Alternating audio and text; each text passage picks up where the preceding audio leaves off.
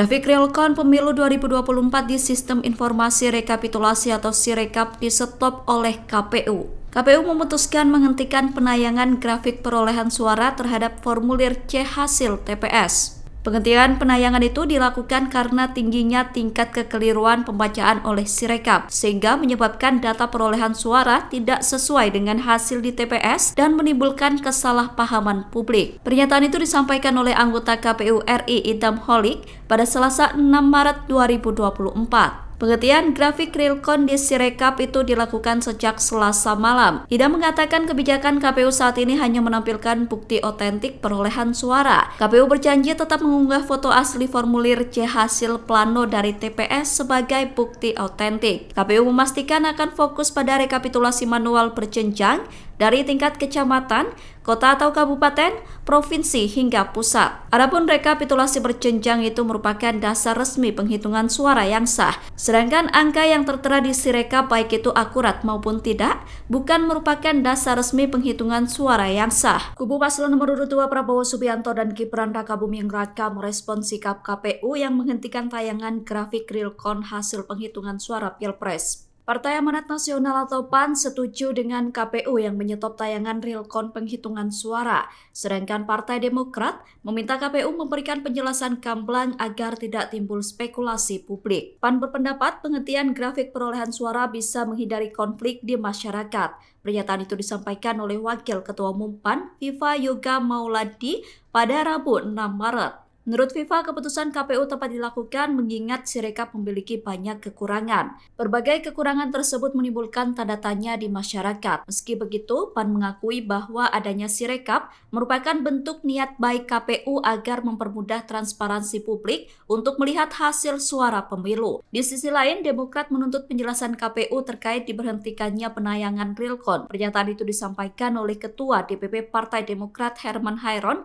pada Rabu 6 Maret. Herman berpendapat KPU harus memberikan penjelasan agar tidak timbul kecurigaan publik. Ia mengatakan bahwa Sirekap yang disajikan KPU memang bermasalah. Menurutnya dalam rangka kepentingan publik hendaknya memakai teknologi yang canggih. Herman berharap Sirekap bisa diperbaiki lebih baik. Menteri BUMN Erick Thohir mengaku terkejut saat Prabowo Subianto meminta saran sosok yang tepat untuk dijadikan Direktorat Jenderal Pajak. Erick menilai bahwa karakter Prabowo memang terkesan apa adanya. Menurut Erick, Prabowo menginginkan sosok yang terbaik untuk membantu dirinya jika terpilih sebagai presiden selanjutnya.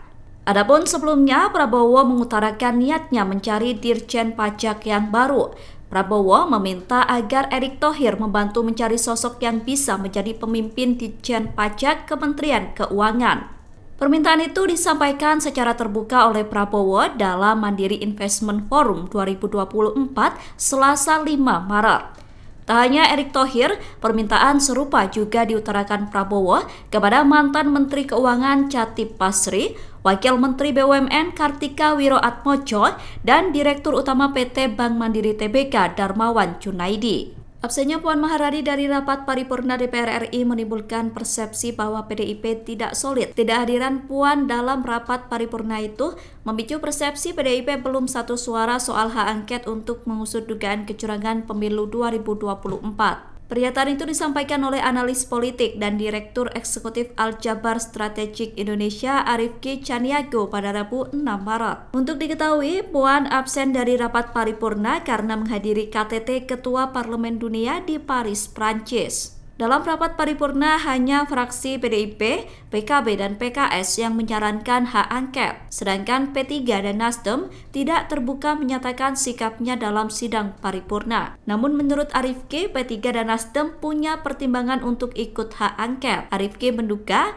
wacana hak angket berpotensi rungkat sebelum akad. Meskipun jumlah anggota DPR dari Partai Koalisi 01 dan 03 lebih dominan dibandingkan Partai Koalisi 02. Usulan soal hak angket yang disampaikan oleh PDIP, PKB, dan PKS itu belum diikuti langkah konkret agar bisa digulirkan lebih lanjut. Tim Pemenangan Nasional Ganjar Pranowo dan Mahfud MD buka suara soal pelaporan terhadap Ganjar. TPN Ganjar Mahfud curiga laporan itu bagian dari politisasi. Mereka mencurigai laporan itu dibuat karena Ganjar merupakan sosok yang pertama kali menyuarakan wacana hak angket kecurangan Pilpres. Pernyataan itu disampaikan oleh juru bicara TPN Ganjar Mahfud, Ciko Hakim, pada Selasa 5 Maret. Ciko menduga laporan terhadap Ganjar dibuat sebagai sebuah gerakan politik. Gerakan politik itu menandakan ketidaksukaan pihak-pihak tertentu kepada sosok Ganjar. Apalagi Ganjar menjadi orang pertama yang meminta DPR untuk menggulirkan hak angket dugaan kecurangan Pilpres 2024. TPN menilai gerakan politik itu mendorong untuk melaporkan Ganjar dengan kasus dugaan gratifikasi. Ciko mengatakan dirinya sudah melihat dan memeriksa situs resmi IPW sebagai pihak pelapor Ganjar. Menurutnya laporan itu terlihat sangat dipaksakan. Relawan Ganjaris Gerak Cepat pasang badan membela Ganjar Pranowo yang terjerat kasus gratifikasi. Ganjar dilaporkan oleh Indonesia Police Watch atau IPW ke KPK terkait dugaan gratifikasi. Ketua Umum Relawan Ganjaris Kris Catra yakin laporan yang menyeret nama Capres nomor urut 2 itu tidak akan terbukti. Pernyataan itu disampaikan oleh Kris pada Selasa 5 Maret. Menurut Kris, masyarakat saat ini sudah cukup cerdas. Kris mengatakan masyarakat di Jawa Tengah sudah merasakan bagaimana kepemimpinan Ganjar selama menjadi gubernur. Dia menjelaskan, Jateng kerap mendapatkan penghargaan dari KPK khususnya soal kepatuhan pelaporan LHKPN saat dipimpin Ganjar. Ia mengatakan bahwa Ganjar memiliki rekam jejak yang bersih. Selain itu, Kris menilai bahwa Ganjar merupakan sosok yang berintegritas.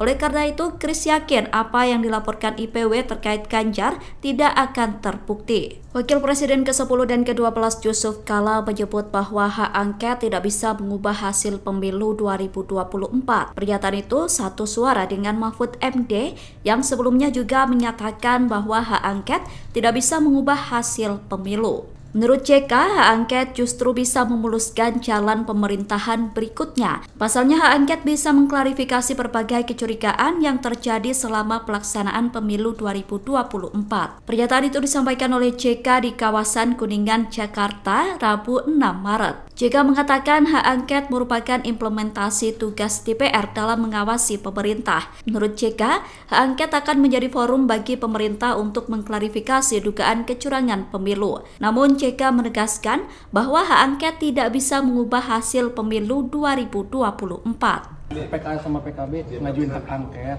tanggapannya gimana? Itu kan tugas DPR memang begitu. Jadi bukan hal yang baru. Tugas DPR mengawasi negeri ini kan. Itu aja dulu. Ada Pak Gubernur tidak enak. Bendahara Umum Partai Nasdem Ahmad Saroni mengomentari pidato Prabowo Subianto. Saroni mengomentari pidato Prabowo yang percaya diri mengatakan akan dilantik sebagai Presiden ke-8 Republik Indonesia pada 20 Oktober mendatang. Adapun pidato itu disampaikan Prabowo saat menjadi pembicara Mandiri Investment Forum pada Selasa 5 Maret kemarin. Prabowo mengatakan transisi pemerintahan dirinya dengan Presiden Jokowi akan berjalan lancar. Terkait hal itu, Sahroni mengatakan bahwa sikap percaya diri sah saja dilakukan. Pernyataan itu disampaikan Sahroni pada Rabu 6 Maret. Sahroni tidak masalah jika Prabowo menyatakan akan dilantik menjadi presiden. Namun Sahroni menyebut sejatinya setiap pihak harus menunggu keputusan dari KPU terkait hasil Pilpres. Keputusan tersebut akan disampaikan KPU pada 20 Maret nanti. Saroni mengingatkan bahwa pada 20 Maret nanti ada masa sanggah. Dalam kesempatan itu, Saroni juga turut menyinggung soal tugas KPU yang belakangan ini menjadi sorotan publik. Saroni berharap KPU bisa mengatasi dan menyelesaikan persoalan yang sedang terjadi. Insya Allah, I will be inaugurated in October 20th.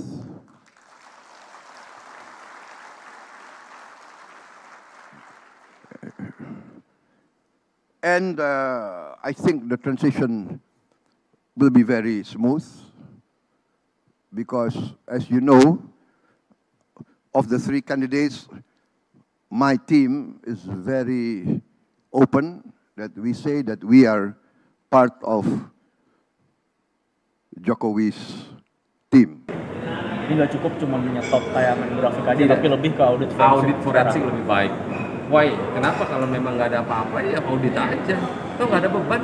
Bendahara Umum Partai Nasdem Ahmad Saroni meminta aplikasi sistem informasi rekapitulasi atau Sirekap diaudit forensik. Pernyataan itu disampaikan Sahroni di Gedung DPR Jakarta pada Rabu 6 Maret. Sahroni meminta agar KPU melakukan audit forensik terhadap sistem IT untuk penghitungan suara. Menurut Sahroni, audit itu perlu dilakukan agar proses penghitungan suara bisa dibuka secara terang benderang.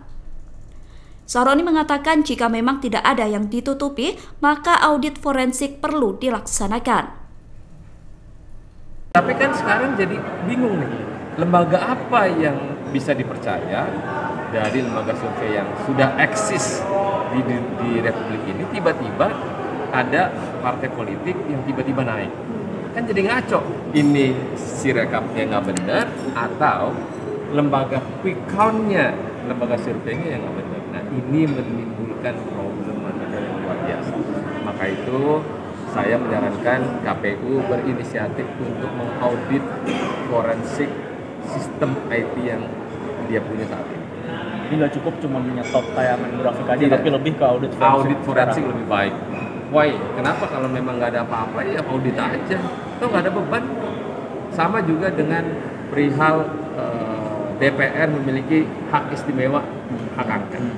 Bawaslu menanggapi sikap KPU yang menghentikan penayangan diagram perolehan suara pemilu 2024. Ketua Bawaslu Rahmat Bagja meminta agar KPU menggunakan sistem informasi rekapitulasi atau Sirekap sebagaimana mestinya. Pernyataan itu disampaikan oleh Bagja pada Rabu 6 Maret 2024. Adapun Sirekap bekerja dengan menampilkan foto formulir C hasil dari TPS. Perolehan suara hasil dari foto itu dialihkan dalam bentuk diagram dan bagan yang kemudian dapat diakses oleh publik. Namun hingga saat ini ada beberapa TPS yang tidak menampilkan formulir C hasil dalam Sirekap. Terkait beberapa TPS yang tidak menampilkan formulir C hasil itu dipertanyakan oleh Bawaslu. Dilansir dari tribunnews.com, sejak Selasa 5 Maret pukul 20.50 waktu Indonesia Barat, diagram realcon pemilu menghilang dari laman Sirekap KPU. Anggota KPU Idam Holik mengatakan, grafik perolehan suara itu dihentikan karena tingginya tingkat kekeliruan. Kekeliruan tersebut kemudian menimbulkan kesalahpahaman publik. Oleh karena itu, KPU menghentikan penayangan grafik perolehan suara terhadap formulir C hasil TPS. Download Tribun X sekarang.